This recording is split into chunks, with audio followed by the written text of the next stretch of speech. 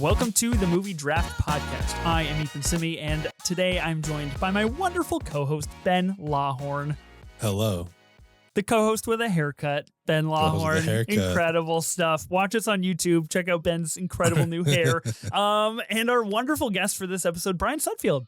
At least you didn't bring me flowers. Hi, Bryan. How are you? Hi, it's friends. good to have you here. Today we are drafting the films of Florence Pugh in a collaborative draft. Shout out Bryan for using one of Florence's 7 lines in Oppenheimer to open this pod. Congratulations. You've done it. Bryan, you're back for another draft. You have done a collab draft in the past, but it was a long time ago. And it was with Sophie and myself. We did the Ryan Gosling collaborative draft. Do you remember the results of this draft, Bryan? I only remember the number 1. I don't remember everything else that happened before that. Do you know for sure what the number 1 was? It was La La Land, right? Thankfully, it was in fact La La Land. Ben, do you remember the results of this draft? Because I'm looking at the results, guys, and I'm going to tell you whether you want it or not. But it's interesting. It's interesting. No, I would love to hear it though. Okay, so Bryan, Sophie, myself, we did this Ryan Gosling collaborative draft. I don't remember when this draft was. It had to have been when The Fall Guy came out. Maybe, yeah, it was. It was slated to release the week before The Fall Guy. So The Fall Guy was not eligible for this draft, thank God. And this was episode 16 of the Movie Draft Podcast. We are currently, right now, on episode 72. Oh my God. That was a long time ago. Let me read you the results of our immature days, our immature ways, if you will. The Notebook at number 11. Number 10 was Lars and the Real Girl. Shout out, which, like, Bryan, you put both those on the list. Incredible work. Really well done. Yeah. 9 was The Place Beyond the Pines. 8 was The Nice Guys. I have a vague memory of that being like a kind of junction of consternation because The Nice Guys seemed really low, but we wanted other things higher. And I feel like there was a lot of emotions on that pod. 7 was First Man. 6 was Blade Runner 2049. 5 was The Big Short, played by yours truly. I stand by that. I think it's incredible. Things that did need to be said. We know exactly who played The Big Short in 5. We were well just aware. Right before we started recording this, I was looking up all of the collaborative drafts we have done for actors. Jake Gyllenhaal, Ryan Gosling, Harrison Ford, Timothée Chalamet, or of course onto Florence Pugh. We were talking about the Tom Hanks collaborative draft. I didn't have that information in my doc. For some reason, it had slipped into the realm of the internet. And so I found the graphic on Instagram, and Ben, you and I were just having a slight little chuckle over the fact that I didn't know the draft order, but I knew number 9 was the Polar Express and number 8 was here. And so I had to be the drafter with those positions. Yes, you knew exactly where you were. Number 4 was Crazy Stupid Love. Number 3 was Drive. Number 2 was Barbie, which I was bullied into, but absolutely fucking bullied. And number 1 was La La Land. You were not bullied by me, I could tell you that. I had to have. There's no world in where I would have played Barbie second. Blue Valentine not being there is ridiculous. It's because you guys didn't let me play Blue That's Valentine. not That's what true. happened. That's why I had to put That's Barbie not at 2. true.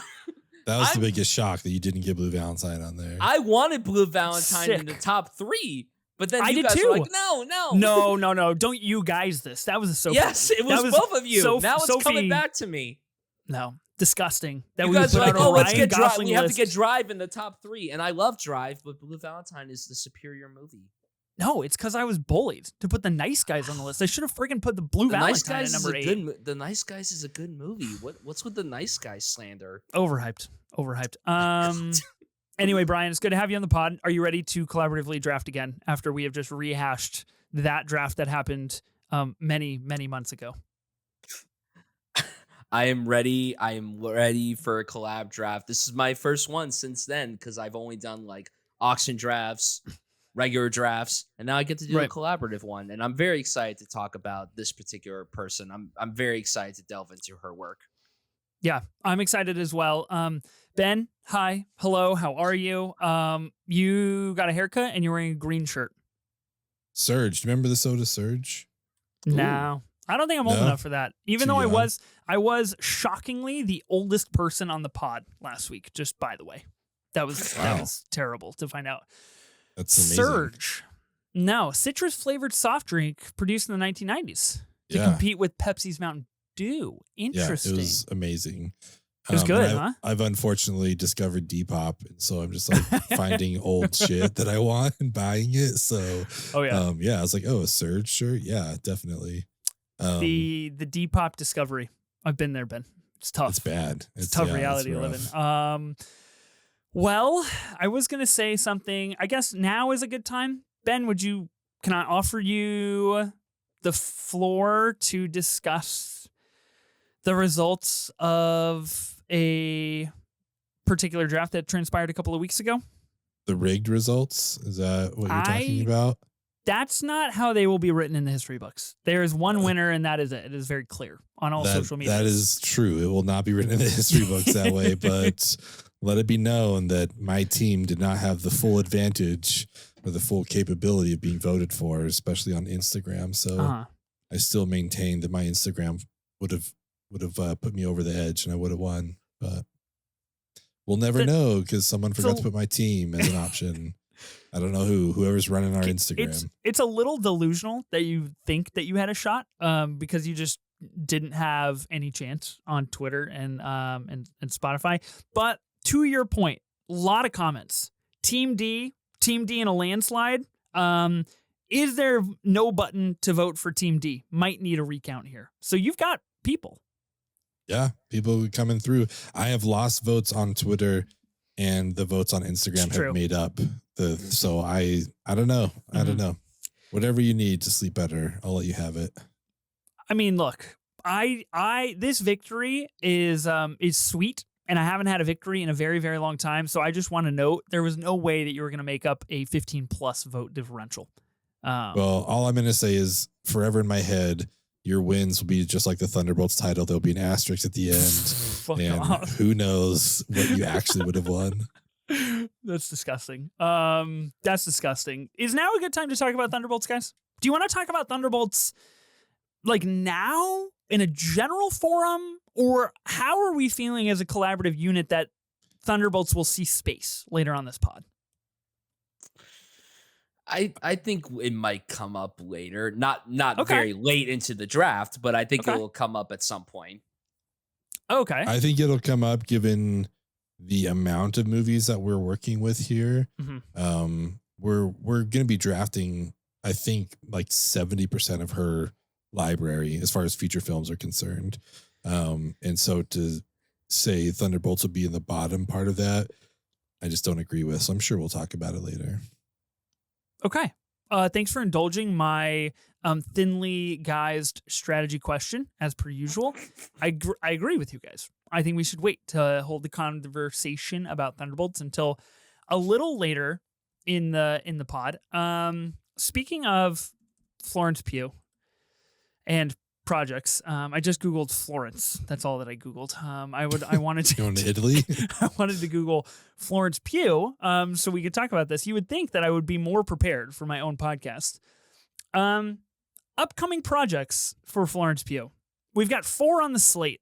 Can I get you guys to rank them real quick in live time on based on your excitement levels? Okay. Here's what we've got. Marvel Zombies. She's going to be in 1 episode as the voice of Yelena Belova. Avengers Doomsday, also Yelena. Dune Messiah in 2026, and East of Eden, a TV miniseries with Florence Pugh and Mike Feist. In the farmlands of the Salinas Valley in California, successive generations of 2 families, the Trasks and the Hamiltons, are destined to reenact the fateful story Cain and Abel. Whoa. Ooh. Yeah. Okay. What do you got, Brian? What's your ranking of those? From least excited to most excited, Avengers Doomsday would be at the bottom. That would be at the bottom. Because I think the Russo brothers are hacks, but that's a different discussion for another time. Number 3, I guess Marvel Zombies. I don't have much investment in it, but I like zombies, so why not? And then number 2, Dune Messiah. As a big Dune head, I'm very excited for that. But East of Eden would be my number 1, because I'm trying to get into the work of James Dean, and this is actually a film that, funny enough, I actually started yesterday, time of recording. It was not planned. And I'm really into it so far, and I can't wait to finish it up and everything. But also, you brought up Mike Feist is in it, but more importantly, my favorite Chris in the industry, Christopher Abbott, is in it. He So is. I'm very excited for that. So yeah, that would be my ranking. Okay, that's really solid. Kieran Hines also in this King. television show, as well as the physical media king himself, Tracy Letts. Tracy Letts. That show's gonna rip. Gonna be incredible stuff. Ben, what's your ranking? I mean, this is super exciting podcasting, but it's exactly what Brian says. I feel the exact same way. It's just the same. Yeah, I don't know. All it's like Doomsday. I'm still like excited for Doomsday just because I'm, whatever, still into it. So, the Russos aside, I don't know how they get any non-Marvel work, to be honest, but yeah, I don't know. I love the graphic novels of Marvel Zombies. I'm curious what those storylines will be like. But yeah, Dune Messiah and this East of Eden series, yeah, got to be a top 2. Yeah, that's fair. I'll match you guys one slight variation. Marvel Zombies, she's only going to be 1 episode, guys. That's the bottom of the list here. Avengers Doomsday, if the world was perfect, she would be leading that film. That's the thing, and that's the problem. Yeah. So, and then Dune Messiah, East of Eden. Exciting future for Florence Pugh, but we're not here to talk about her future. We are here to talk about her past, her filmography, and collaboratively, however you want that to be. Rank them. Florence Pugh, who is she to you, Brian? What's your relationship with Florence Pugh and her films? Yeah, she's an actor that I have such an immense level of respect and admiration for. I think she is always consistently good, even if the projects that she's in aren't necessarily the best. You never walk out of a Florence Pugh movie going, wow, Florence Pugh was the worst thing about the movie. She is always one of, if not the best piece of a movie that she's in, or a project that she's a part of. I have loved her for years. I think she just has this great aura to everything that she attaches herself to. And she also just seems like the most down-to-earth, humble person ever. And it's funny, and I'm so glad that I have the opportunity to talk about this story. I almost tripped over her at TIFF this past year. And hell yeah. I'm really happy to bring up that story. It was at the world premiere of We Live in Time. And, what was I doing? I did not go to that premiere with you guys. Where was I? I don't know. I'm not going to check your letterbox to check your schedule because I will do that while you were talking. I want to hear the whole story. You probably should. So basically, I was supposed to sit all the way at the top of the Princess of Wales Theater. Beautiful theater, great scene all around. But I wanted to be close to the talent and everything because there were also a lot of available seats in the first 3 rows of that theater and everything. So after they gave their introduction pre-movie, I ran downstairs to get to the seat before the movie actually began. And Florence Pugh was seated in an aisle seat, so her dress kind of stuck out a little bit in the aisle. So here I am sprinting for my life down the railway, and I almost trip over her dress. I do a little bolt around her and everything. And I'm glad that didn't happen, because if I went on Twitter, I would have been known as the guy who tripped over Florence Pugh at TIFF, and that would have probably ruined my reputation. The same day, by the way, where just hours beforehand, Mark Hamill tweeted about me. So yeah, I was saying, it was that day. Yeah, that was the same day. That was a big day. I would have hit an all-time high and an all-time low just in the span of 2 hours. It would have been wow. It would have been quite something that day. That would have been hilarious. What a roller coaster. Okay, I have the information. Do you want it? Sure.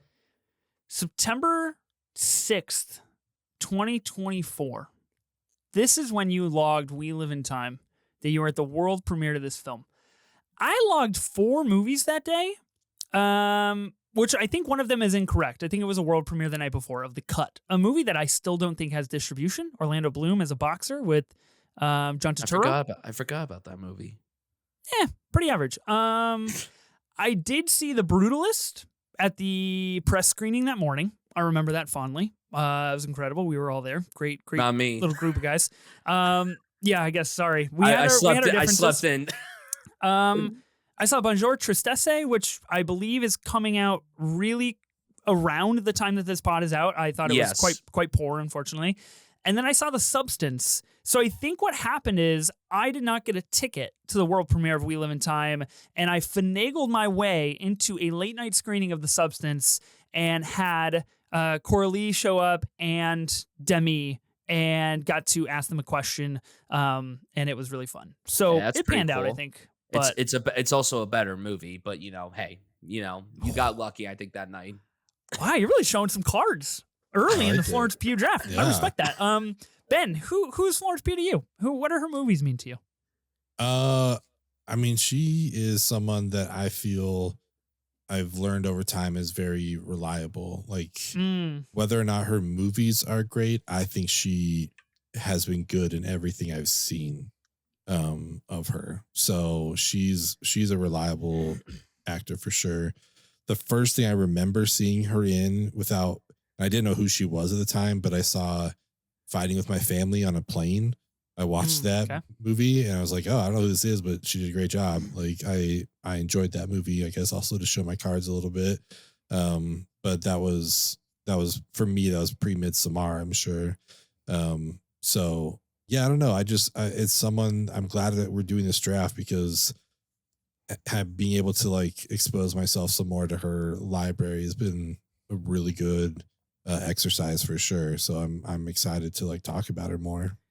Yeah, I really agree with you. I think that's a great way to describe her as like she is just a really solid actor / I think more recently, and I think by the time that 2026 rolls around, definitive movie star. And I think like she has that movie star quality. She is obviously just unbelievably drop dead gorgeous. She has like the juice on a red carpet to be a movie star. She is also just like constantly the best part of a lot of movies. And we'll talk about what we watched and figure out how this list is going to go. But I think it's interesting that she gets her debut in 2014 for a movie called The Falling. She is off and on with TV series, TV movies, some shorts for like 2-3 years.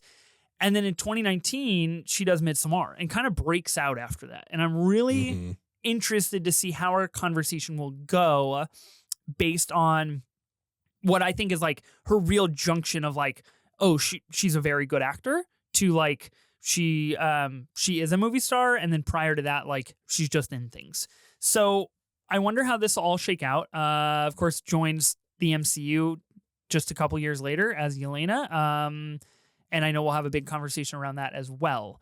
I love Florence Pugh. My one little anecdote about her is that a couple of years ago, I started a photo album on my phone. I have like a reactions photo album. I have all kinds of things organized for social media and what have you.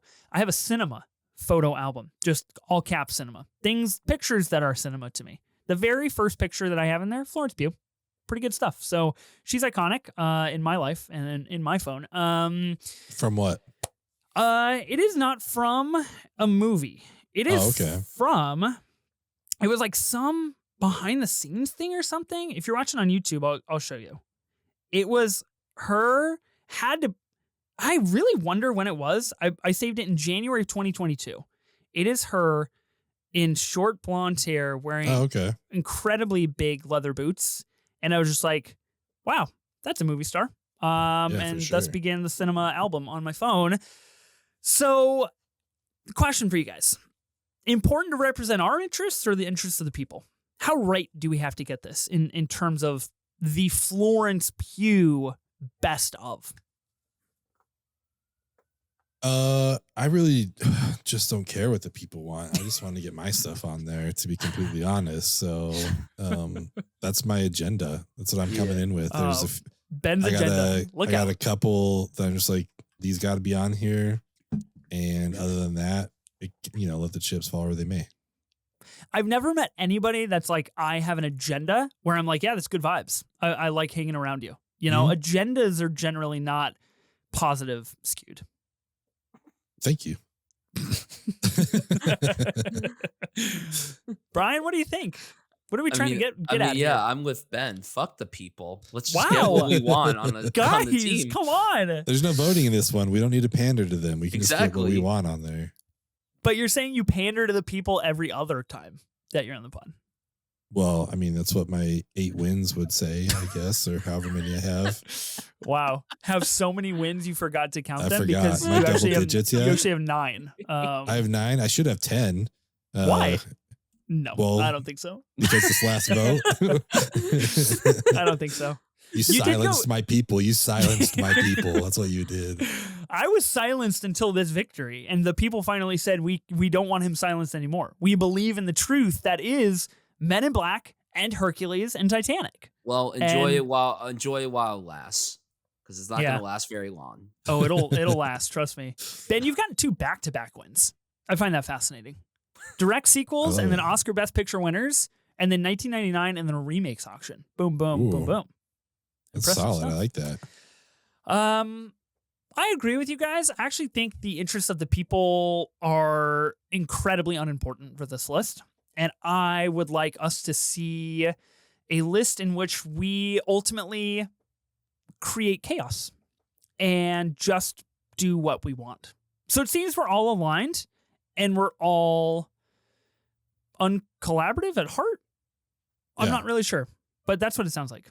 Yeah, that's how I feel. Okay, cool. I'm curious in this for all of us, like the age-old debate of, doing an actor's library. So it's like their performance versus the movie.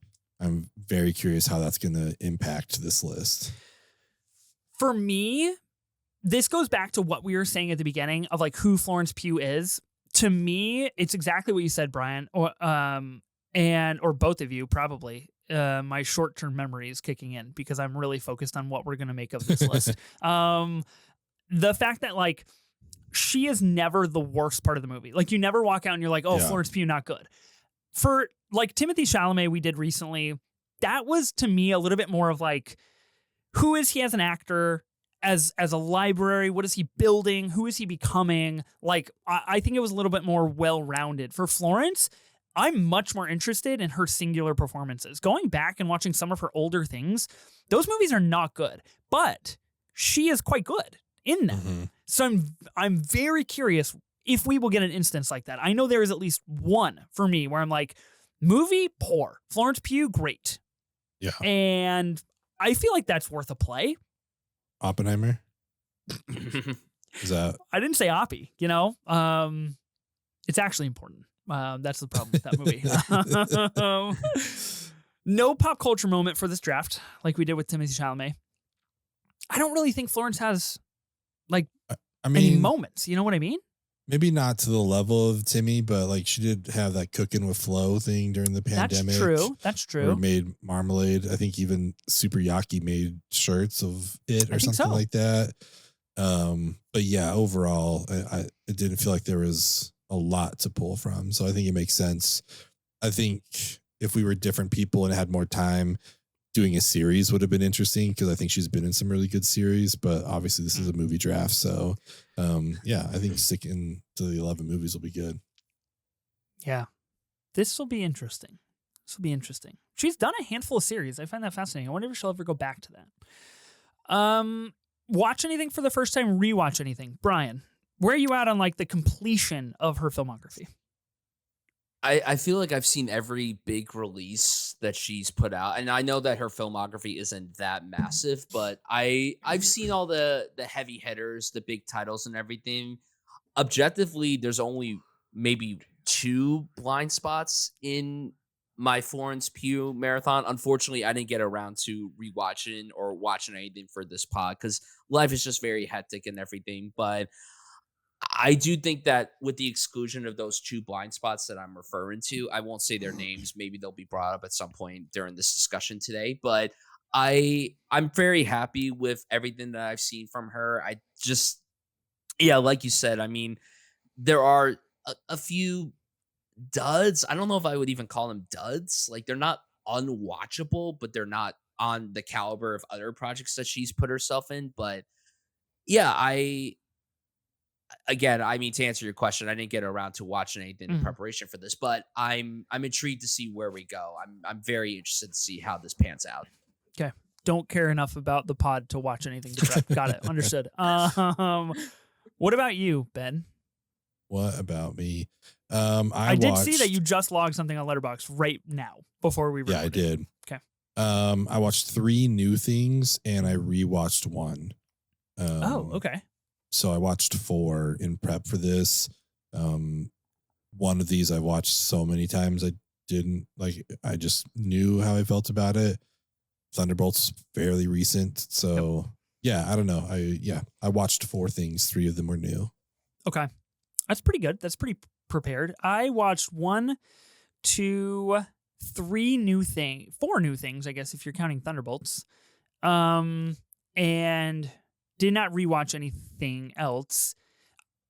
I didn't care enough about anything really to like take the time to be like, let me rewatch this just for Florence. So I have seen 12 of her 18 movies that she is credited in. I was hoping, I really, really, really wanted to come in here and be like, I've seen all 18. I feel really good about where this list is. Yeah. That didn't happen, as per usual, with the preparation for this podcast. It's never goes quite as I want it to. I really was set on it, but it just didn't work out. I just want to make a note that I have seen 13. So okay, that's it. Yeah, that's all. I know the one that you've seen that I haven't seen, and same with Brian. And I'm curious what the people will say when they find out what this film is, because I was so adamant that I would watch it. This is a collaborative draft. You guys ready to get into the nitty gritty of what that means? Let's do it. Okay, so whether your strategy is to go for a win, work together, or say fuck the people and do what you want, which seems like the energy that we're bringing into this draft, which I don't know if Florence would approve of. I just want that like on the record. I don't know if that is her energy. There will be one team standing at the end of this, a collaborative board, essentially ranking the 11 best or most important movies of Florence Pugh. As always with these collaborative drafts, a special shout out to Screen Drafts, a wonderful podcast that has influenced this draft layout. I did see that the guys over at Lights Camera Barstool, Gooch, good friend of this pod, they've been doing some collaborative drafts as well. So That's exciting to see. And, you know, speaking of Gooch, we'll get to hear a little Tom Cruise action here in the next few weeks when he's on for a Mission Impossible draft that we haven't announced on socials yet. So if you're listening, you get a little hint there. Let's explain the picks and the abilities of this draft. Ben, would you mind explaining how this works? I would love to. We have 3 drafters here.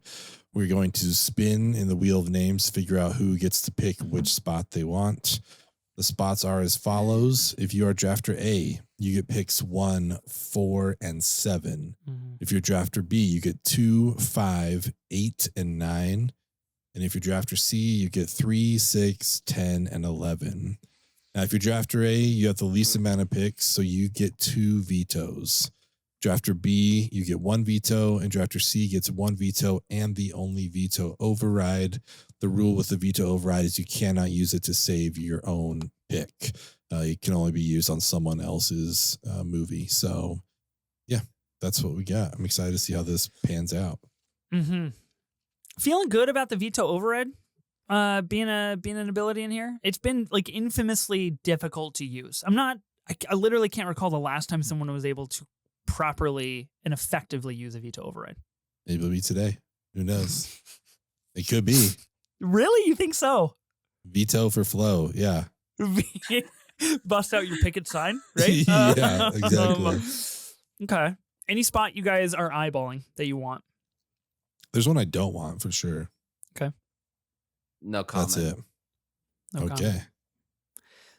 There's one I'm thinking about. As tends to happen with these drafts, I come in with a great, just oozing this aura of confidence, and this is going to be really, really fun. And then we get to about this stage in the conversation, and I realize maybe I'm less prepared than I thought I was, and I don't know what's going to happen. Mm-hmm. So if that's what you guys are trying to exude, you've done it. Congratulations. Thank you. Yeah, I'm getting a little worried. Let's just do this. Let's spin. Let's do the Florence Pugh collaborative draft. Ben, all right, do you have a spinner for us? Did you clear your cookies? Cleared them. Okay. This is no Top Gun Maverick hat with tiles, but we'll allow it. Yeah, we're keeping it simple. Okay. Let's go. Proper names, no funny business. Nope. Interesting. No. Okay, fine. And whoever gets Great. the wheel first gets to pick, right? They get to pick what spot they want. Yes. Okay. That's not ideal. I did not want to do that. I was kind of hoping for the leftovers. Oh, this is perfect. I don't have to pick anything. Okay. And I get to use my veto last. It's All true. right. That is an important quirk of this draft, is that dependent on the draft spinning order. So it went myself, Bryan, and Ben. That is the order in which we will essentially like default the vetoes to. So I will have first ability to a veto, then Bryan, then Ben. Right? Is that how that works? Okay. Correct. So I have to pick what I want to do. There are more than 11 movies, so a little difficult to count on something being 2 or 1 because there are more movies than there are slots. And it's always a little bit of a high risk to put that in other people's hands. So I feel like Draft Day is calling me a little bit, 147. It's just looking real good with the minimal picks, the 3 over the 4. Yeah. I feel like I could really make a statement with those. Good try. The problem with that is I really entrust the both of you to not fuck up the bottom 4. Well, we'll see. Get ready to talk about Oppenheimer. That is no confidence. That is a conversation that I'm greatly looking forward to have because I think there's a lot to discuss here. Yeah. Okay. I'll pick drafter A. I'll take 147 in the 2 vetoes. Okay. Yeah. I could come to regret that sooner rather than later, but we'll see.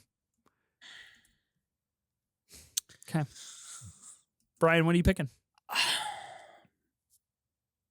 I'm kind of afraid if I don't pick C, Ben is going to pick a certain film as number 11.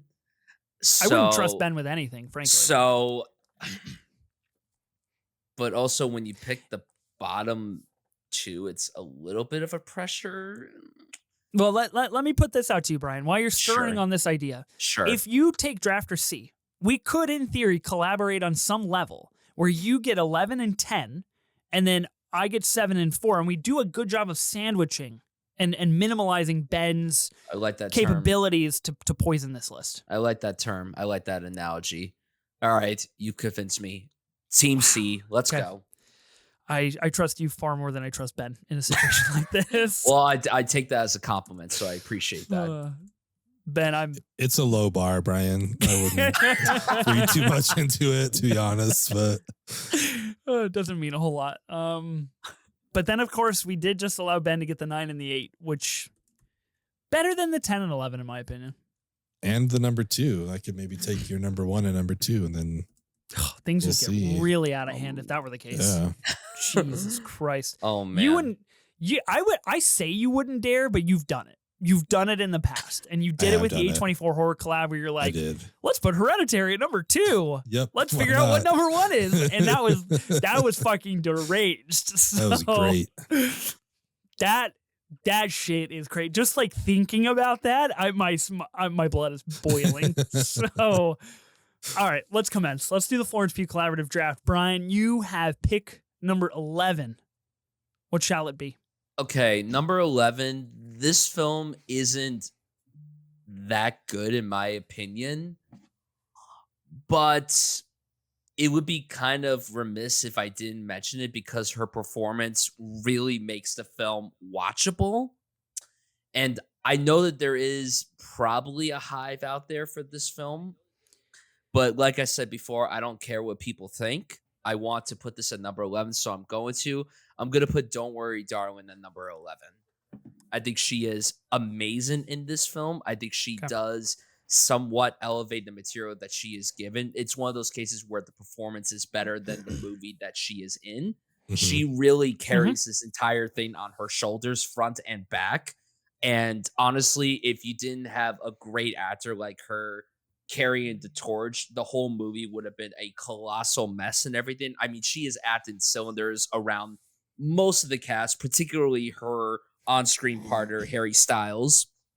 And it's a real shame because this movie, and I don't know where you guys stand on this. I didn't do any research to see where you guys view all of her movies and everything. So I you might be pro this movie, you might be anti, I don't know.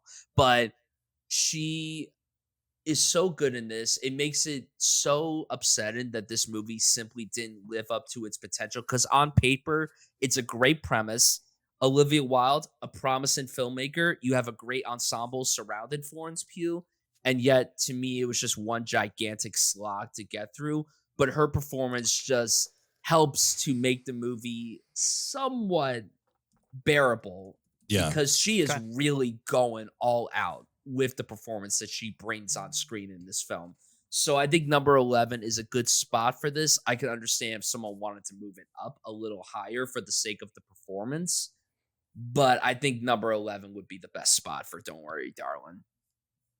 Yeah, this movie to me, this is again the performance versus the movie. The movie deserves to be at 11. To me, the performance is more, it needs to be higher. But 11's tough because you veto it, gets played at 10. So I think it's just going to stick here. I gave this movie 2 stars. Basically said flow is always great, and I thought Chris Pine did a good job too. But yeah, I don't know. This would probably be like a half-star movie if not for Florence and her performance. So yeah, I don't love seeing it at 11, but I understand it. Yeah. Yeah. This is the movie I really wanted to revisit going into this draft because I haven't seen it since it came out. And I know, like, famously quite poor. I gave it 2.5 stars. I think it just like really, really, really falls apart in the third act and is quite atrocious. And the script is just really, really weak on all fronts. Harry Styles went on a thing in the 2020 late or early 2020s here where he did Eternals in 21, Don't Worry Darling in 22, and My Policeman in 22 as well. And then he just like stopped acting, even though he was probably supposed for to the come best. back. Probably Well, for he the was- best. He's supposed to come back as Eros. That was the tease in Eternals. Like, where's I our was gonna guy? say, is he gonna be there for Doomsday? We haven't seen him forever. God, I freaking hope so. I want to like this movie. It is the ultimate epitome of like a movie that could have been one of the greats, like a movie that could have defined in my opinion the 2020s and filmmaking, and it completely falls flat. Yeah. Florence completely Pugh agree. is so good in this movie. She is again, like you guys said it, but she's acting circles around everybody. She is she is gorgeous in this film. She is she is doing some dirty stuff in the kitchen. They used that in the trailer, and that got me seated. So they just kind of bungled the whole project, and it's Harry Styles disappointing. can't act. It's disappointing because then there was all that drama surrounding the film too that didn't do any Spitgate. favors either. Yeah, Spitgate Like can. it just was one gigantic soap opera, both on screen and off screen, and it's really God. disappointing because there was so much promise to this film. Like that trailer that you brought up, Ethan, that was a great trailer. I remember Great trailer. seeing that trailer, and I'm like, oh yeah, this is gonna be like top 10 of the year. And then when it was announced, it was playing at like Venice or something. I'm like, oh yeah, this is going to be huge. Yeah. And then it sucked. And then, yeah, that's tough. I actually align with Ben on this one. I think the Florence Pugh of it deserves to make it higher, but the ultimate fallout from what could have been deserves the 11 slot. So I think this is completely the right play here, actually. Yeah. Okay. All right. Man, I still would like to revisit that movie. I feel like maybe I'm just being too hopeful. What do you think it's gonna be? What do you think you're gonna watch it and be like? This is a misunderstood masterpiece. Maybe that's what I'm worried about. Like, what if I watch this movie and I'm just like, you guys didn't get it? You know, like that. Is that in any reality? Is that possible? Like, I'm getting fucking slammed left and right. Maybe in 10 years, but not right now. I'm getting slammed every day, left and right, in our rolling tape Discord for going to bat for the Final Reckoning. I'm pro Final Reckoning too. I'm on your side.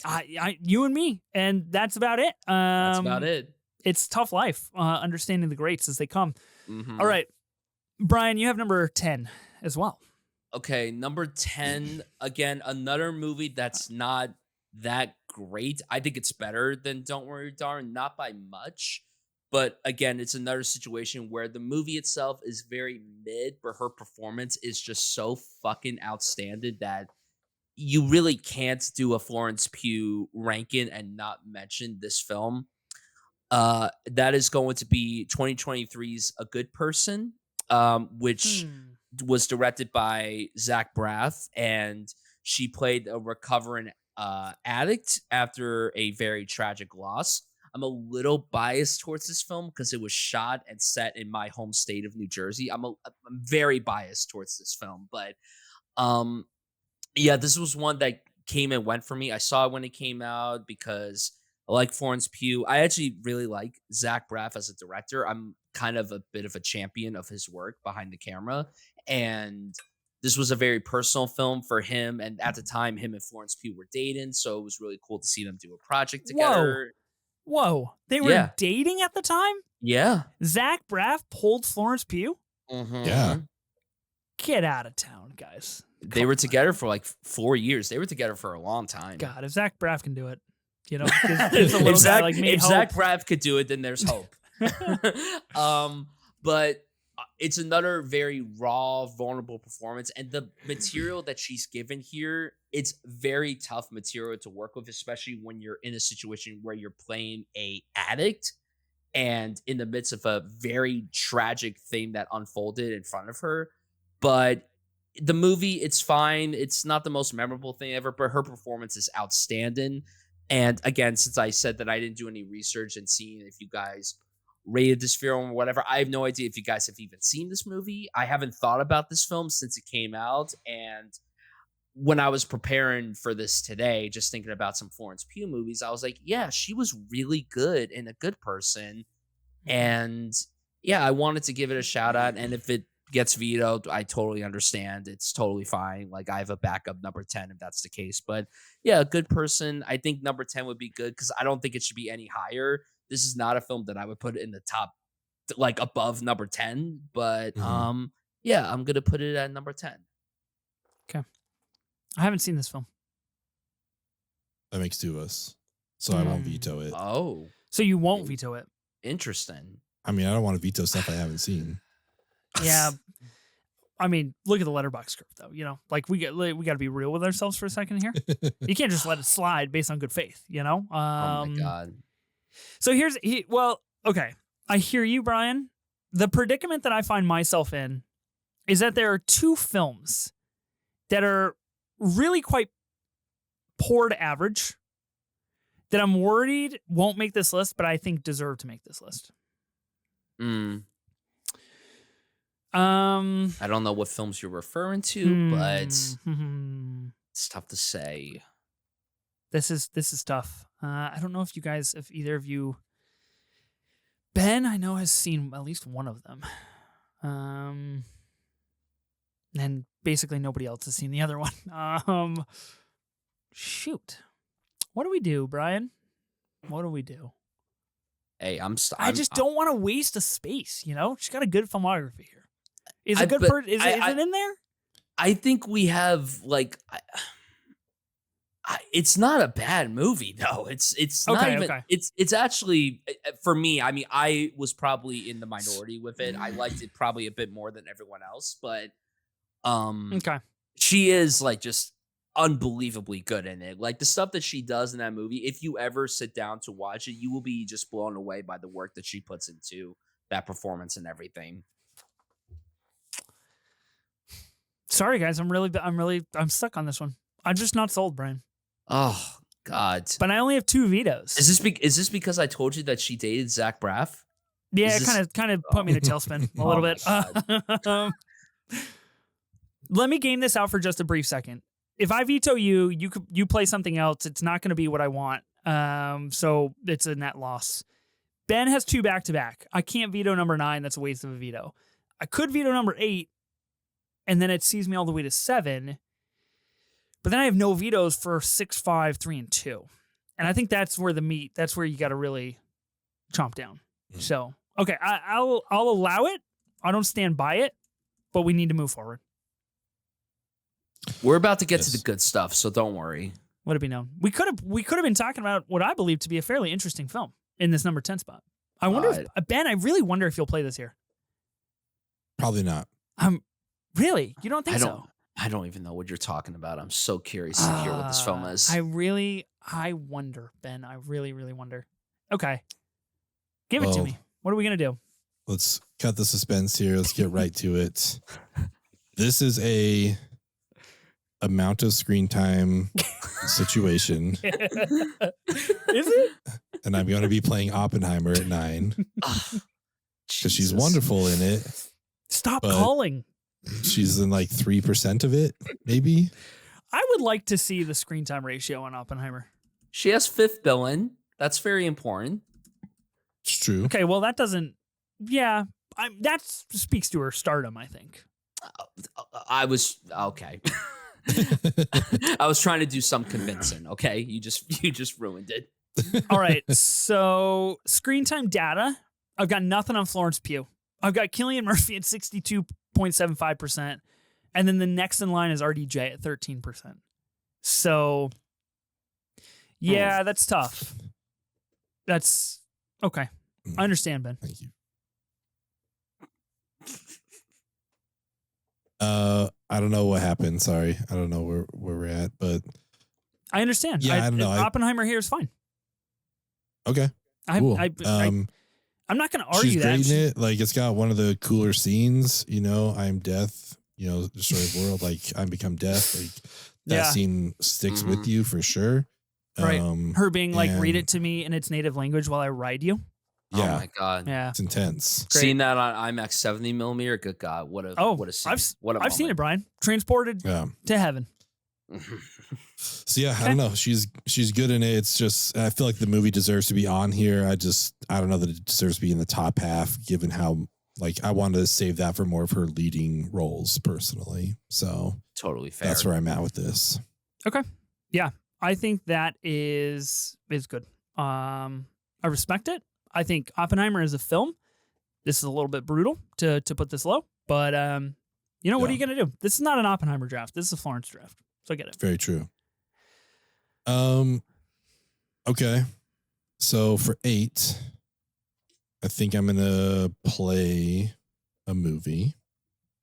That would be a wise decision. That would be a wise choice here. Okay. This might be another kind of amount of screen time. Actually, it's funny because she has 0 screen time literally in this movie. Yeah. I know where you're going. Yeah. But I think at 8, I'm going to play Puss in Boots: The Last Wish. Oh yes. Oh, not what I was thinking of. Huh. She plays Goldilocks in this, kind of the antagonist, one of the antagonists. This was one of the first time watches for me in prepping for this because I'd heard good things about the movie. I thought the movie was great. I had a great time with it, and she does great as Goldilocks. But again, it's kind of like she's not in the lead role or anything like that, and I don't know. I still think she does a wonderful job in here. Olivia Colman's in it as one of the bears, and so like getting their dialogue together is kind of fun. So she gives a great performance. But again, I just think we've got more leading role stuff to play towards the top. So okay.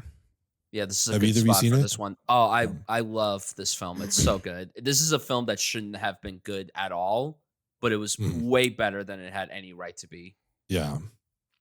I have not seen this film, notably. This is the film that I was talking about at the beginning of this pod where people will be a little bit shocked, where I was like, I'm going to get stuck in and watch all these Florence Pugh movies, and I did not watch Puss in Boots: The Last Wish. I'm not shocked you didn't watch this. I'm not surprised even in Hey, the man. slightest. I stand for Hercules, okay? I'm an animation guy. I love animation.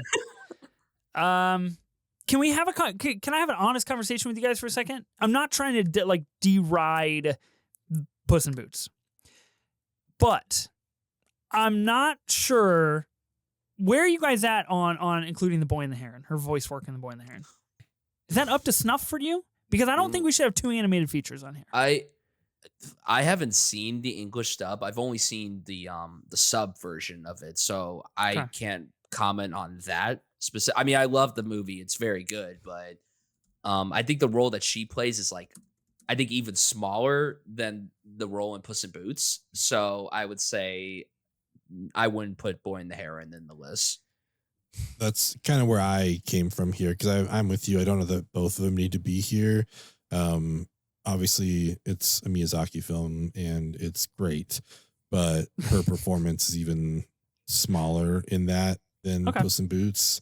So I wouldn't say Puss in Boots is a better movie, but her performance, I think, brings more. Okay, yeah, that's fair. I just thought we should have that conversation of if that is something we considered. But but I guess it isn't. Okay. So I guess I need to see Puss in Boots: The Last Wish. That's a tough beat for me. Not ideal. John Mulaney's in it. He's great. I like John Mulaney. Yeah, I mean, I was looking at the voice cast. Looks pretty solid. So yeah, it's pretty good. I got to get around to that. Okay. Let's see. What are we at here? Number 7. Wow. We're already up here. What happened, guys? Nobody's played a veto. Okay. I have 2 vetoes. Okay, number 7. Let me work backwards here. There's 1, 2, 3, 4, 5, 6 movies that I think need to go above this. That would be how the math checks out, right, guys? That would be right. Yeah. Okay. This might be my chance to fit in the movie that I was referring to earlier. I think if I do this, we can all align on the top 6. The vetoes will only come out to play if they're in the wrong spots. I'm just going to put that out there for you guys. I'm feeling a change of heart. I'm feeling collaborative. I'm feeling like there are 6 clear front runners. Okay. At number 7, I'm going to play a movie from 2016. I'm going to be playing this film called Lady Macbeth. I think she's not in your top 6. Okay. I think she's quite good in this movie. I really like her and Cosmo Jarvis. Shout out Cosmo Jarvis, just kind of starting to be in a lot more stuff recently, which is exciting. I think she's like really good here. I think the movie ultimately doesn't work as well as it could. I think it's got some fatal flaws in it, but I like what she's doing. This to me opens up the conversation, and at least the talking point that I wanted to have with you guys of Florence Pugh in old time England. She's the one. You know what I mean? She's in like period pieces a lot. What's up with that? Is she just really good at it? She looked the part? Like, what do you guys think here?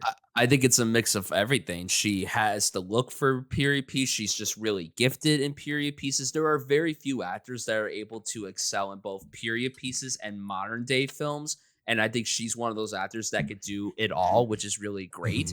Because there are some actors, and not to like throw any fuel into the fire, but Keira Knightley, an actor who I really like a lot, I don't really like her in films set in present day. I think she excels much more in period films, and that's okay. Some actors are just more cut out for one or the other, but I think she's one of the rare actors that excels in both of them. So yeah, and also, I mean, her native British accent is incredible, her English accent, and she's able to do like a multitude of accents as well, which is unbelievable. So yeah, I think that she just has the presence to be in a really good period piece and everything. I don't remember where I heard it the first time, but I remember hearing someone talk about actors that you can't believe in a period piece because they have a face that's looked at a cell phone before. It's like Rachel Zegler is one of them. Yeah, it's like, that person has played with a cell phone. Like, you can't put them in a period piece. But I think Florence Pugh, like, Brian's point, like, she can pull off both pretty well. Like, I have another one on my list too that's also a period piece of like 19th century, and she works great in it. And I think she just speaks to her as an actor as well, because she had some other roles, but I think this is her first real leading role. This is 3 years before Midsommar. Like, this is a really good performance. This was in my top 6. I'm kind of surprised to see her at 7, just because of like it being her first real big performance. I know other directors have talked about like they saw her in this, and that's what led to them casting her. It's like, oh yeah, Lady Macbeth. So I'm like half tempted to use the veto on this just to bump it up a little bit, but that was my question to you. Do you feel strongly enough? Because I have another movie that I could play here, but I think it's just like nudges it out a little bit. But do you have the next pick? Brian does. Oh, I wonder, Brian, have you seen this movie? Huh. I'm just getting a little worried, guys. Brian, I don't think you've seen the movie that I would play next. Oh, this is no good. This movie, Lady Macbeth, Hmm. is one of those two blind spots that I was referring to earlier in the Mm. pod. I remember seeing the trailer and I thought it looked awesome back in the day and everything, but it's one that I've never made time to sit down and watch. And I will say that now, you guys talking about it, it's like very high on my watch list. Even if it's not that great of a movie, like I Yeah. want to watch it specifically for her performance and everything. Yeah. She gets to do something in Lady Macbeth I don't think she really gets to do, at least now that she does somewhere else, where she kind of gets to like subvert what she does in other films Mm, and have an more of like an grimacing undertone. I think a lot of her Mhm. other movies are like pretty overt in her emotional range and capabilities. This movie much more underplayed, which I think she's very very good at because of her facial expressions, as we will probably talk about in some later films. mm. Ben, I don't mind. I don't mind if you bump this up, but I think like this 765 kind of rotunda is a little dicey. Yeah, that's what I'm feeling. Like there's stuff I feel probably more passionate about. So I'll let it stick at 7. Okay, you're gonna keep.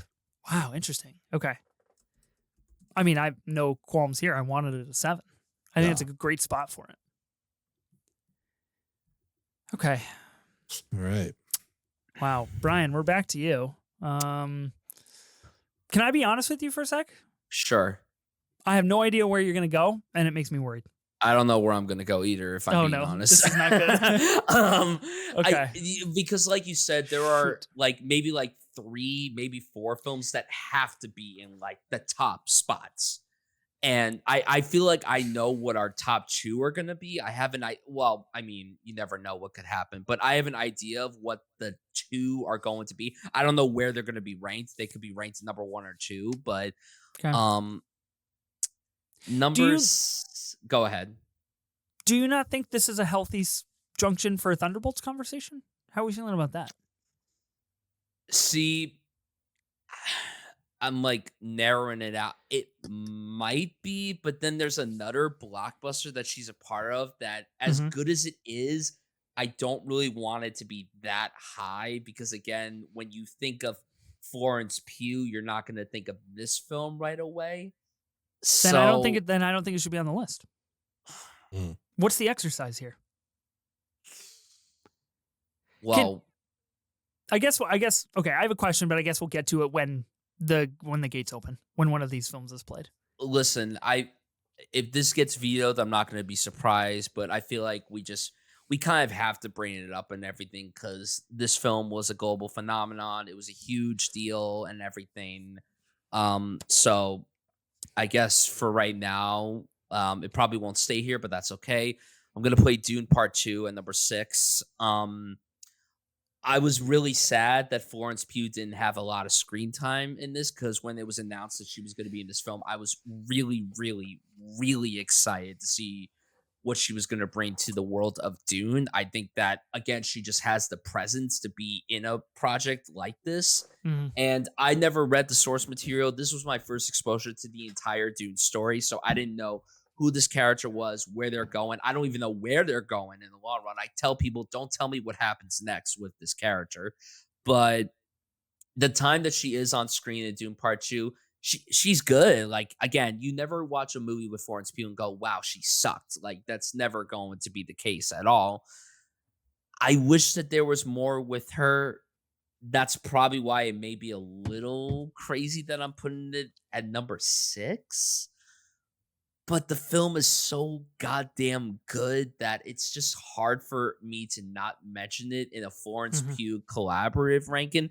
And I know that she's going to get a lot more to do in the next Dune, so I'm really excited to see that when it comes out and everything. But yeah, I think her playing the princess was really awesome and really sick. And Mhm. just seeing her in scenes with Christopher Walken and everything was awesome. And her reuniting with Timothy, even though they didn't say a single word to each other, I don't think it did Part 2. But yeah, I'll put that at number 6. If this gets vetoed Okay. again, I'm not going to be surprised. I'm not going to be angry. I just felt like we had to at least acknowledge this film because of how much of a big deal it was.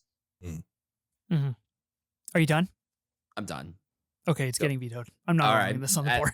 As expected. That's okay. That's not okay. happening. That's just not happening. There's just That's too many totally other fine. things I that are I fully left or that fully hinge on Florence Pugh. I understand. I will Okay. tell you though that I wouldn't have put it any higher. This is the highest I would have put it. I think this is a great idea to revisit this draft when Dune Messiah comes out. And I am curious where Dune Messiah will lie. Mhm. My final thought on Dune Part 2 is I interviewed Jacqueline West, the costume designer, before this film came out. I interviewed her for Killers of the Flower Moon. And she said that Dune Part 2 is like one of the, if not the single most like fun project she's ever worked on because it is of the costuming. Incredible person, incredible costumes. Ben? Yeah. Thoughts on Dune Part 2? Would you have vetoed this? Yeah, I probably would have. This to me was kind of like the Oppenheimer Dune Part 2 was kind of like Puss in Boots and Boy in Hair. It's like I think we only need one of these two here. And Oppenheimer, like if we had Dune Part 2 above Oppenheimer, that would that would just be wild to me. So I think this is the right call. Okay. So I'm gonna use one of my vetoes. It's kind of why I wanted two. I actually genuinely think she is much better in Oppenheimer than she is here. I just don't think she has a bit more to work movie. with in Oppenheimer than she does in Dune Part 2. Exactly. I will agree with you there. I'm not disagreeing with you there. So back to the drawing board. I'm a little nervous because you didn't know where you're going to go, and then you got vetoed, and now you got to rehash what's going to happen. So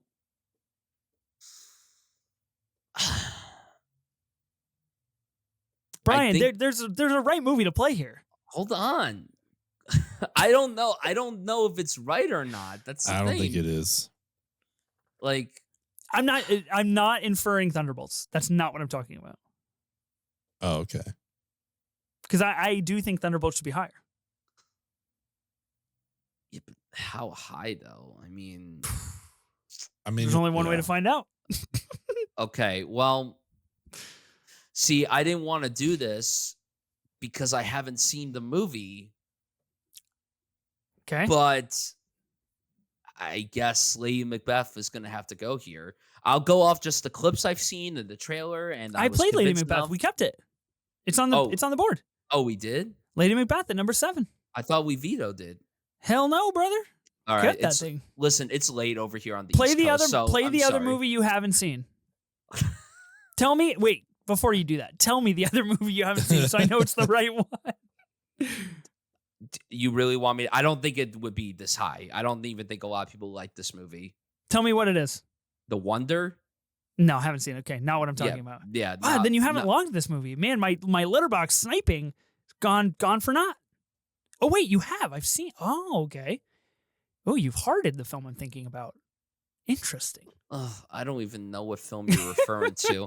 See, I feel like this is going to be another veto. I cannot believe I just fubbed on the podcast. Has anyone ever done that before? Please tell me that someone's done that before. Or someone mentioned the film. You haven't heard it yet because the draft isn't out, but listeners will know that last week on the pod, Danny Jarabek famously did not understand the rules of the draft and didn't know we had categories. Thank God. So good. That happened. Of course he didn't. That's so typical of him. It's a classic.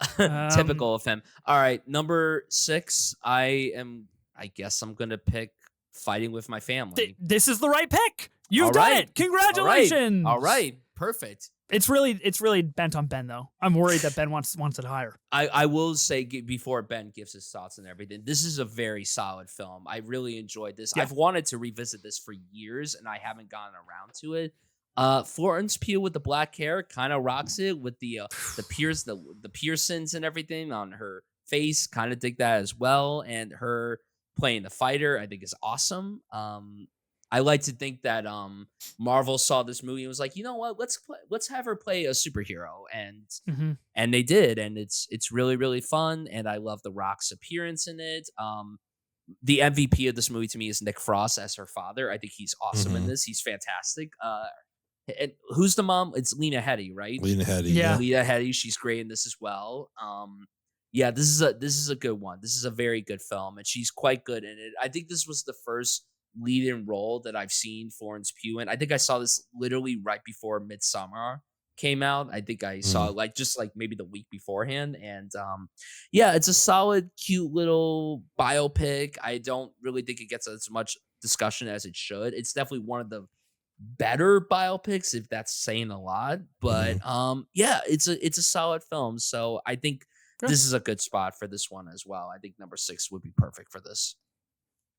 I like this movie. This is one of the new movies that I watched, and I watched it because I knew that Ben was gonna. I had a feeling that Ben was gonna try and play this here, and I enjoyed it more than I thought I would. And Florence Pugh should do more roles where she has dark hair. That's my input on that. That's your takeaway. I like it. I think that was actually my Letterboxd review. Let me see. Can I say something about Florence Pugh and black hair? Yeah, that was my review. Classic. Nice. I like it. I will say I wish you'd played The Wonder here. Really? That's like I heard that's like a very mid-tier another 18 movie. But do we need another 1800s movie back to back?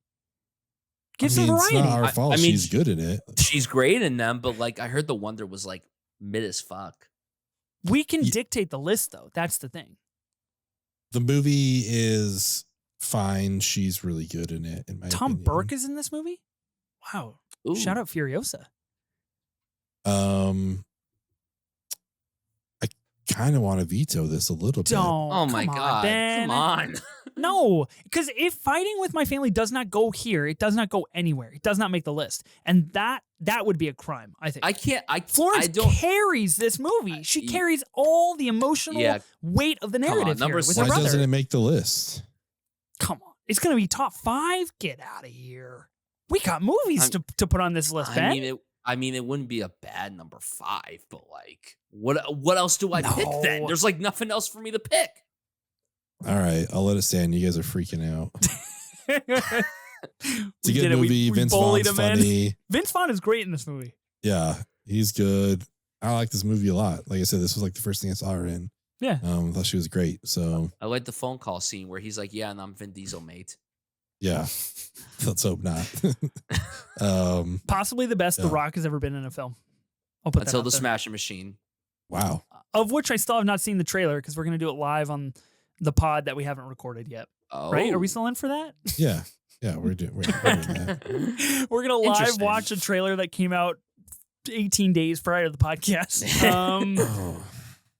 Ben, it doesn't seem like you're really sold on not vetoing this, but alas. I mean, I'm not, but like maybe we're going to talk about The Wonder at 5 then, because I don't know. Oh. I have a top 4. Are you serious? Okay, I have a top 4, but I have no idea what goes at 5. Put a pause. I don't want to talk about the movies. This is I don't want to talk about the movies.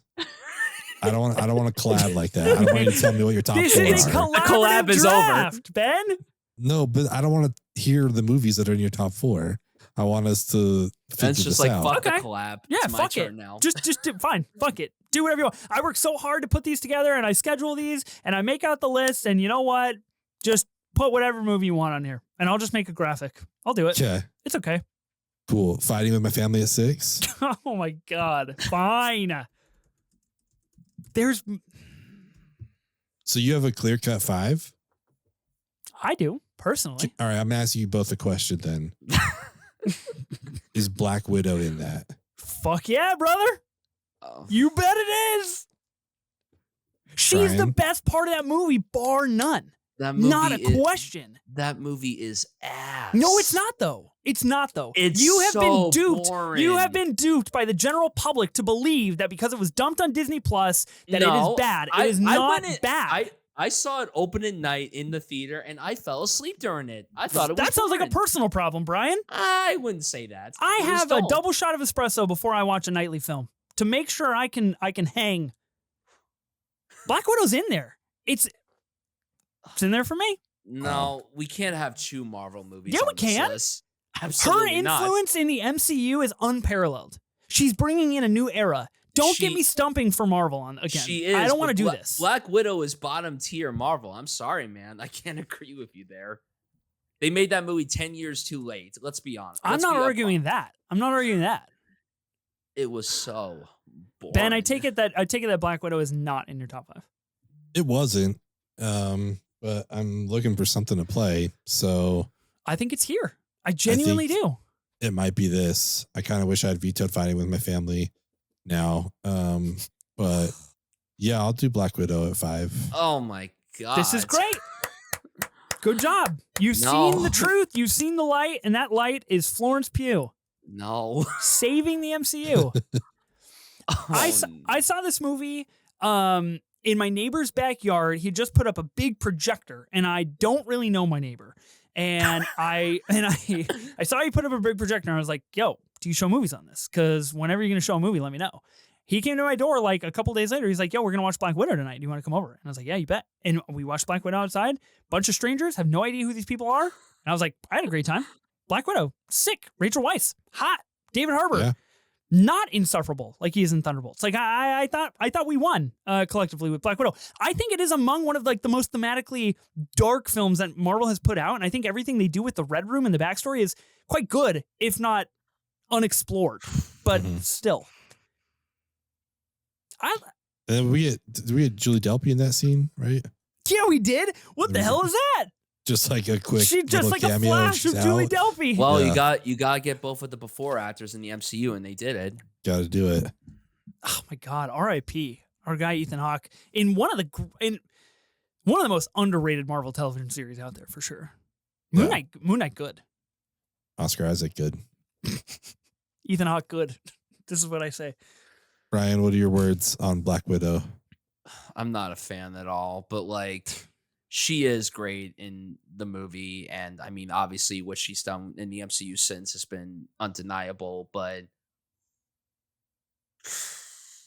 I like Black Widow. This is the circumstance. This is the reality you guys have created. Oh, don't come whining to me, Brian. God help me. All right.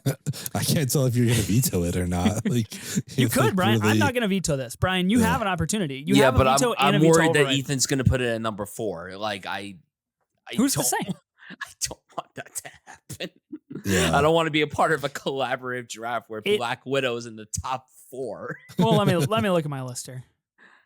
No. I give you my word. If Black Widow's not played here, it will not be played anywhere else. I can't afford that. There's a rock solid, unimpeachable top 3. Yes. God, both of you are just such big babies. Play the veto. I don't like this movie. Fucking veto it. Please get it out of here. Asshole. Get it out of here. Sorry. I'm just get it out. God. Every time, this is fate. This is destiny. Every time I write down a movie on the doc, it ends up getting vetoed like that. I really had no idea. Fighting with I had my no family idea that until you were pro Black Widow. I had no idea. Legit. Again, I didn't do any research about. Check that 4-star review on Letterboxd, baby. Oh my God, that is pro so Black high. Yeah. God help me. All right, Ben. Just launch us into the final 4 here. The Wonder at 5. I'm playing it. She plays a nurse who is summoned to this town to see this girl who has not eaten for 4 months but is still alive, thanks to this spiritual religion, whatever that's going on, and she's asked to investigate to see what's happening. I think she does a wonderful job. Her co-star is fantastic. And I don't know. I think she gave a great performance. The movie isn't like her best movie by any means, but it is interesting. It has a very interesting opening and closing. Very interesting. Okay. Like the artistic choice to do something like that is, I'm still not sure how I feel about it, but I know that I feel like Florence Pugh gave a great performance. Oh, I'm really interested to watch this movie now, based on what you've just said. Yeah, now I'm kind of intrigued to check it out as well. Huh, fascinating. Kieran Hines again. Kieran Hines. Streaming on Netflix right now. I like Tom Burke. Toby Jones. Like, it's got some good people in it. Okay. Yeah. Well, I guess we'll let that slide. We've got 2 18th century Florence Pugh projects on the list. Okay. Says the man who wanted 2 Marvels on here. I think there's a clear pick 'Kay. for this spot. Number 4. Number 4. I feel like there's 2 films that could go here, What could it be? but I'm scared that he's gonna. There's throw a one curveball. film in particular that I'm really apprehensive about where it is going to go. I know how we feel about it, but maybe I don't know how we feel about it. We're getting really high up the list. Mm-hmm. Okay. I think this is Thunderbolts time. Yeah. Okay. Ben, Thunderbolts time? Tell me about it.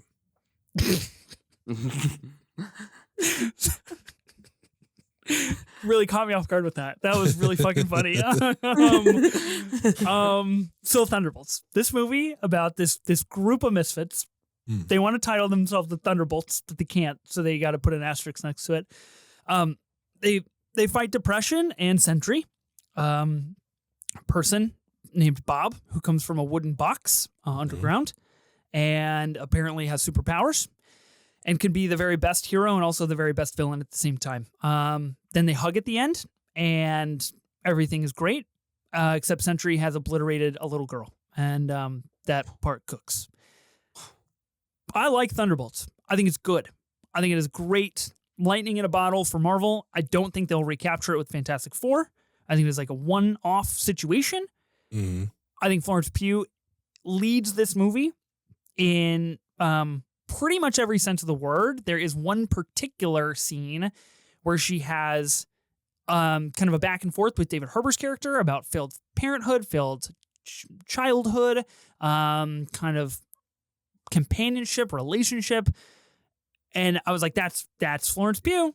That's why you have her in your movie. And I think it's quite good. Because if you're not going to let me play Black Widow, I guess we'll put this is the superior movie. This movie is much better than Black Widow. It's so much better. It's better. And it also gives her more to work with. Obviously, yes, she's not the lead of Black Widow, of course, but like this, like she really is essentially the lead of this movie, and she is awesome in this. And the movie is very good. It's, in my opinion, the first like really solid Marvel movie in years. And as someone who's had his struggles with mental health and everything, I thought the commentary and how they portrayed it was really terrific. I was really taken aback by that. And just Florence Pugh just dominating and firing on all cylinders. I mean, the movie literally opens with her doing this incredible stunt of her jumping off of one of the tallest buildings ever. And she did it herself. Tom Cruise shit. She literally Tom Cruised it, and she knocked it out of the park. So the problem here is that I think Ben wants this higher. Ben, am I correct? No, you sold me. This can stay. Oh, for real? Yeah. Oh, okay. I thought you were pretty bent on a veto here. No, I don't think so. I haven't heard your Thunderbolts thoughts. Well, if I talk about it, I might veto it. But I think we can just press forward then. Just don't. I don't want to. This movie did a lot to like obviously show her as the new face of the MCU, or what should be the new face of the MCU. Yeah. I think that's a lot to take away from a film. She was just like spectacular in this, but the other 3 that are on my list are superior films to me. So I think I'm going to let it stay at 4. Okay. My hot take, and I displayed this very proudly on the Rolling Tape podcast, is that Val, Julie Louis-Dreyfus's character, is imperative to Thunderbolts and the future of the MCU, and is one of the greatest storylines that they have going. That's a lone island. It's a very small island that I'm on with that take. Now, wait. When you make the graphic for this, I have a very important question. Are you going to cross out the word Thunderbolts and replace it with the New Avengers? Absolutely not. I appreciate that marketing stunt. I think the text looks really cool. I will. I didn't know if you were going to take part in that. I didn't know if you were going to partake in that as well. I just had to ask. We don't respect the name change here. Okay, Brian, Ben, and myself. I think it's pretty clear what 3, 2, and 1 are. Mm-hmm. Let's see. Okay, so that's me. Number 3, Number three, I think it's pretty obvious that this is number three. We Live in Time. I think that this is the perfect spot for it. I kind of said it earlier that the movie that Ethan saw while I was watching this is a better movie than We Live in Time, and to me, it is.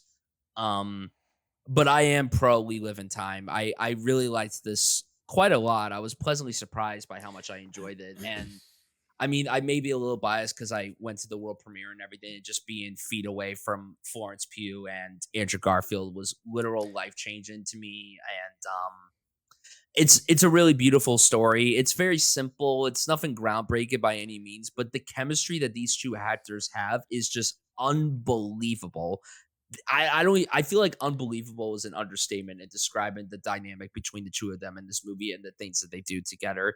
It's a beautiful, beautiful pairing, and the film tackles very deep themes, and they don't portray it in a light manner. They don't shy away from depicting what happens in this movie, especially with Florence Pugh. I mean, she really is the anchor of this entire movie.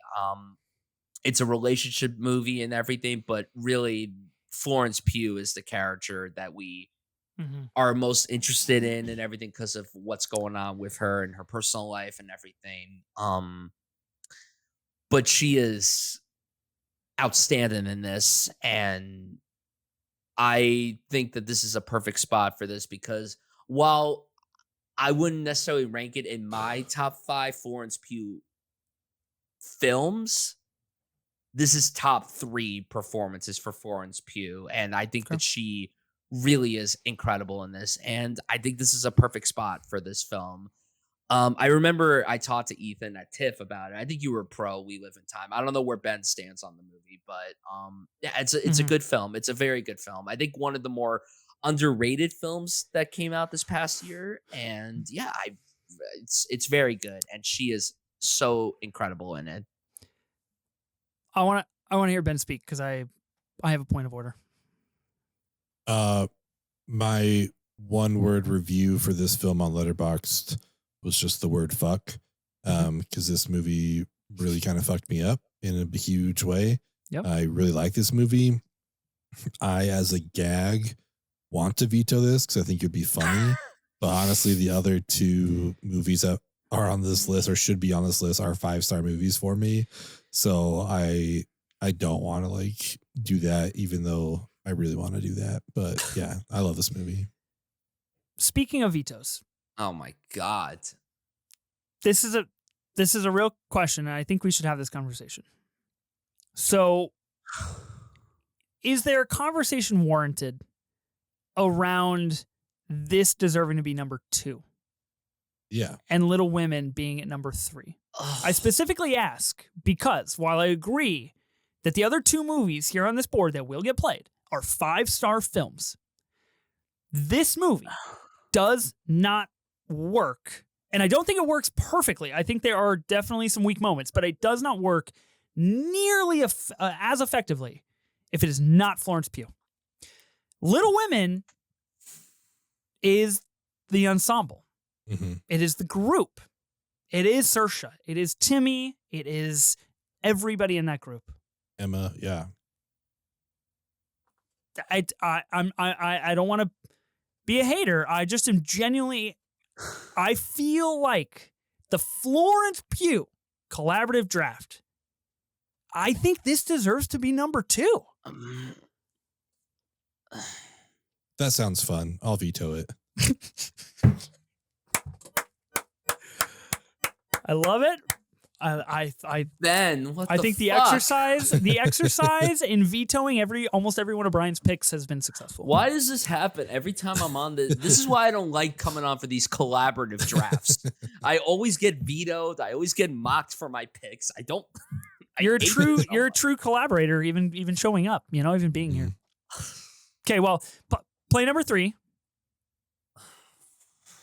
Unless you want to get really crazy, you could play something else at number 3. No. Yeah, you could really fuck this list up. I mean, No. we just gave you a lot of power No. because we had it locked. It was I- secured. I unfortunately, as much as I would love to ensue chaos, I really can't do that because that would be a disservice to me as a fan of Florence Pugh's work.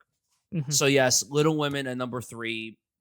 I mean, I'm glad that I guess, the first one to talk about this movie and everything. This is a 5-star movie in my book. This is my personal favorite Florence Pugh film. Um, this was my first exposure to Little Women. I had never read Little Women. I had never seen any other Little Women adaptation before this. So I'm sorry to the fans of the Winona Ryder film. I still haven't seen it, so I'm so sorry. This to me will forever be the definitive Little Women. This will always be my Little Women. And Florence's performance specifically, yes, it is an ensemble film. Everybody knocks it out of the park. Florence, I think, had a lot to do and everything, considering that character, younger version of Amy March, is so unlikable. But then towards the end, where we see her getting older, like, she's a complete 180 from who she was when we were introduced to her and everything. And I think it's awesome that she got a lot of accolades for this. I'm glad that she got an Oscar nomination for this. I think it's cool that we live in a world where we could say Academy Award nominee Florence Pugh. And this was obviously her like year launching into stardom, because I mean, we already talked about one of her 2019 films, and we absolutely will be talking about the other one, of course. But this to me would have been my number 2. I would have put this at number 2 personally, but I understand that, as we're talking a little bit more about We Live in Time, yes, the movie wouldn't work without Florence Pugh. And yes, this is an ensemble piece, so I totally get where you guys are coming from. I would have put this one spot higher, but that's just me. And yeah, I mean, it's a great film. I don't know what else to say. I feel like everything's been said about this movie. The nonlinear storytelling is masterful. The performances are incredible. Greta Gerwig is a queen. She is just the best at what she does. And again, another period piece where Florence Pugh kicks ass. Like, I mean, I was going to say, this is now our third 1800s film with Florence Pugh on this list. Perfect movie. I just think it gets in the 3 because of the group, I don't think it's the Florence Pugh show. I understand. Well, I mean, it really isn't the Florence Pugh show. It's really, I mean, if you had to pick one actor, it's the Saoirse Ronan show. But yeah, Flo is great in this. Her whole whole monologue of, well, I'm not a poet, I'm just a woman. Powerful shit. Incredible. Really, stuff. really the Tracy Letts show, if we're being honest. Our guy shows up in the beginning and the end. Listen, really it's a Labor reunion. There's literally 3 actors from Labor in that movie. I know. Mm-hmm. Yeah, it's great stuff. Cool. Thanks, Bryan. Appreciate you succumbing to everything I've ever wanted here on this draft. Ben, you've got number 2. I would just like to say my piece on Little Women real quick. Oh, yeah, please do. Greta Gerwig's best film.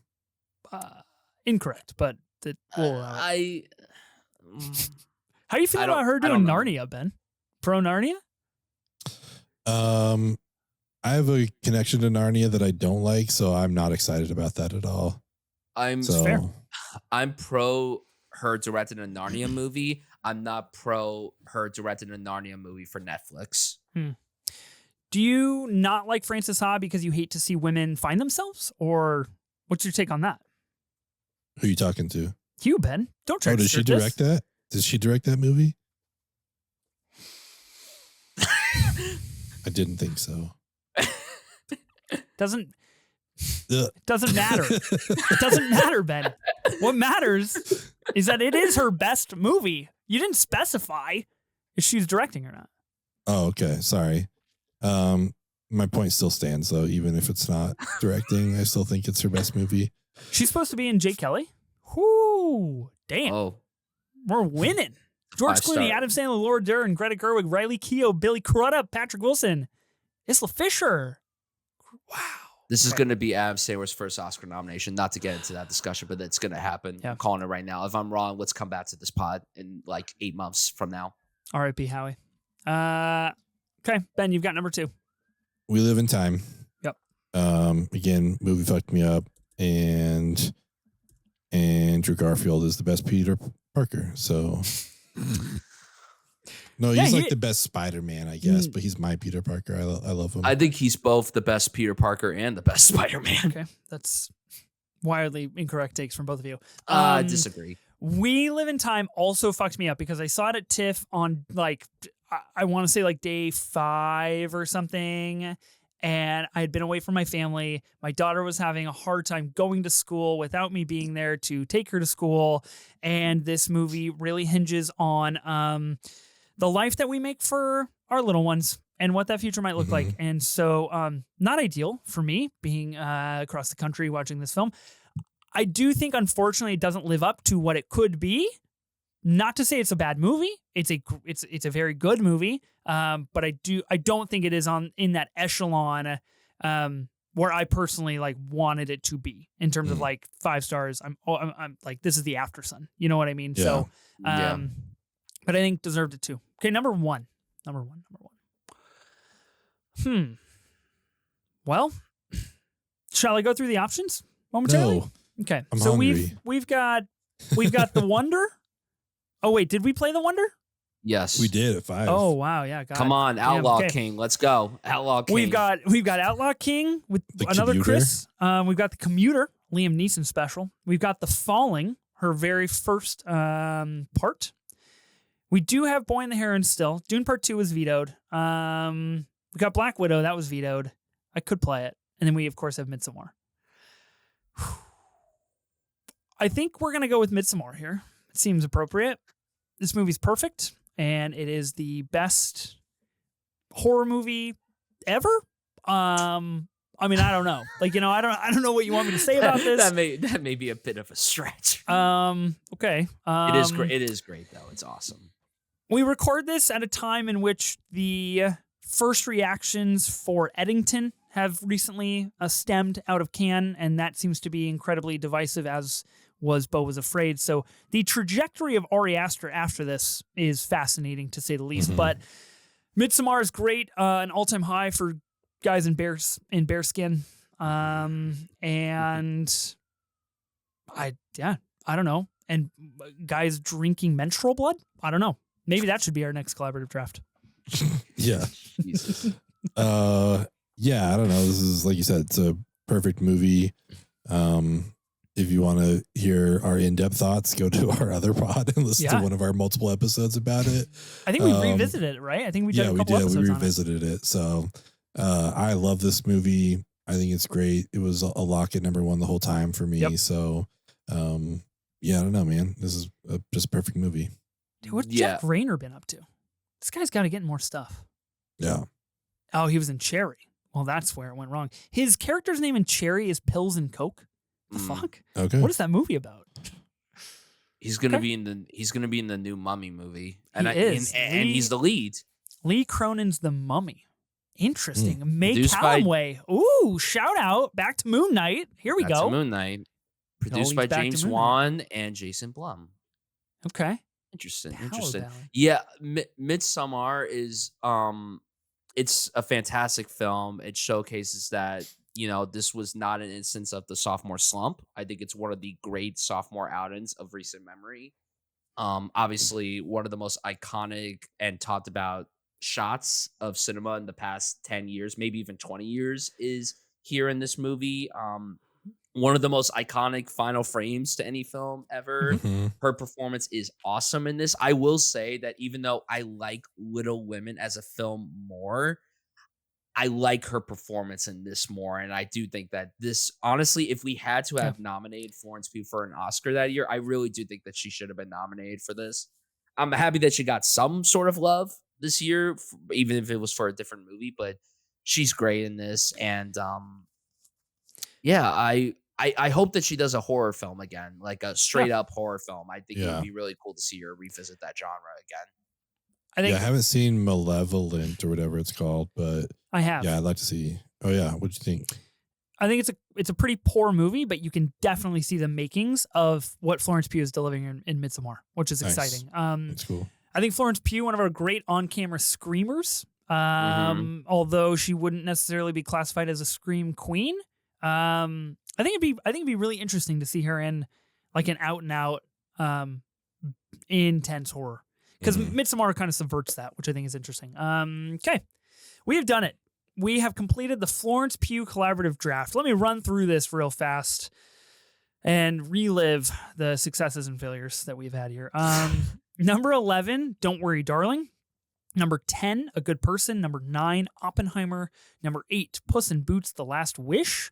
Number 7, Lady Macbeth. Number 6, Fighting with My Family. Number 5, The Wonder. Instead of Black Widow, I guess. That's tough beat. Number 4, Thunderbolts. Number 3, Little Women. Number 2, We Live in Time. Number 1, Midsommar.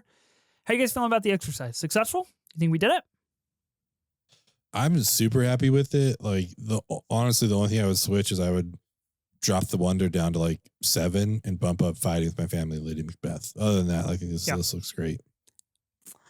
I am just happy that we didn't get Black Widow on this list, and that's all I have to say. Perfect. God, it's tough when you don't appreciate the things that you have, you know? Okay, buddy. Yeah, I feel pretty good about this draft. I think we got it essentially correct, honestly, which is saying a lot, because I do think the slimmer filmography does make these a little bit more difficult in its own respect and right. I would like to rewatch We Live in Time, and I would like to rewatch Don't Worry Darling, maybe. I feel like Don't Worry Darling would be the perfect movie to do like a watch-along pod with. That would be some fun stuff. Maybe one day. Massive thank you to Bryan for joining us for this draft. Thank you, Mr. Bryan. Thank you. If people want to find more of you, where can they find you at? You can find me on all socials at Bryan Sudfield. You could subscribe to my podcast, Life Moves Pretty Fast, on any podcast platform. We drop episodes every Wednesday. It's all about coming-of-age cinema. I've had both of these gentlemen on. It was an absolute pleasure to have both of them on. And you could also find me at the Roll and Tape, where I do podcasts and occasional publications. And Ethan is now a member of that team, so very excited to have him a part of that. And that's where you can find me. Yeah, incredible stuff. You can also find me on Bryan's pod talking about Greta Gerwig's best movie that she has been a part of. Thanks, Ben, for joining for this draft. Fun stuff. I still like your haircut, and thank you. I don't know when we're potting together again on this draft.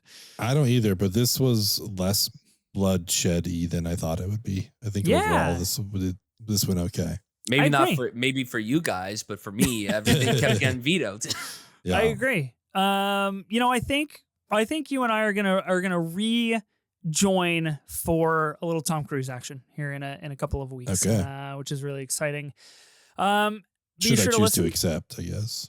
Yeah, I guess if you do choose to accept, which has never had no in that sentence.